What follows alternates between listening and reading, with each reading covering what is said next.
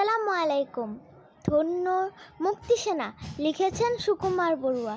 ধন্য সবাই ধন্য, অস্ত্র ধরে যুদ্ধ করে মাতৃভূমির জন্য।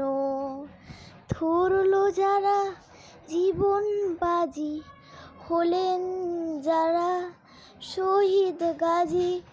লোভের টানে হয়নি যারা ভিনদেশীদের পণ্য, ভিনদেশীদের পণ্য।